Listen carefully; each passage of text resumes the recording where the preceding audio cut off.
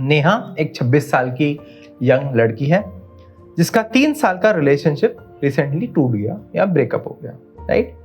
वो बहुत ज़्यादा हार्ट ब्रोकन फील करती है, लो फील करती है, खुद को वर्थलेस समझती है और सोचती है कि अब उससे कभी कोई प्यार नहीं करेगा। उसके माइंड में बार बार यही थॉट्स आते हैं, मैं उसके बिना जी नहीं सकती, अगर कोई मुझे छोड़ दे तो मैं प्यार के लायक ही नहीं हूँ, राइट। ये हमारा केस है। तो पहले तो हमने उसके बिलीफ सिस्टम समझे। यहाँ पे एक्टिवेटिंग इवेंट क्या था? ब्रेकअप होना 3 साल के रिलेशनशिप में। इस केस में इरेशनल बिलीफ्स क्या हुए उसके? मुझे जिससे प्यार हुआ उसका अप्रूवल मिलना चाहिए वरना मैं बेकार हूं। ये उनके बिलीफ सिस्टम थे। अगर रिलेशनशिप खत्म हो गया तो इसका मतलब मैं फेल हो गई हूं, ये दर्द बर्दाश्त नहीं होता, मैं टूट जाऊंगी। उनको गलत बिलीफ क्या लगता था? मुझे उसका प्यार मिलना चाहिए, राइट। जब उन्होंने हमसे बोला ऐसे तो हमने क्या उनसे उनकी बिलीफ सिस्टम को ब्रेक करने के लिए क्या करा? D means disruption. क्या ये जरूरी है? क्या मेरी वैल्यू सिर्फ उस इंसान से तय होती है उस रिलेशनशिप में? आपकी लाइफ में और कोई फ्रेंड्स फैमिली मेंबर्स नहीं है? ये हमने उनसे पूछा। दूसरी चीज उन्होंने हमसे बोली, मैं अब प्यार के लायक नहीं हूं। हमने उनसे पूछा, क्या एक ब्रेकअप मेरी पूरी आइडेंटिटी डिफाइन करता है? फिर उन्होंने बोला, मैं ये पेन बर्दाश्त नहीं कर सकती हूं। फिर हमने पूछा, क्या मैंने पहले कभी पेनफुल सिचुएशन हैंडल करी है कि नहीं करी? ये ब्रेकअप पहली बार हुआ है या इससे पहले ब्रेकअप हुए हैं?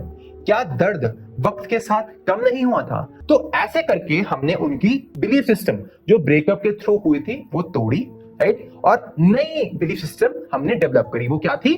ये ब्रेकअप दुख भरा होता है, सबके लिए ब्रेकअप दुख भरा होता है, इट्स वेरी नॉर्मल, लेकिन इसका मतलब ये नहीं है कि मैं प्यार के लायक नहीं हूं।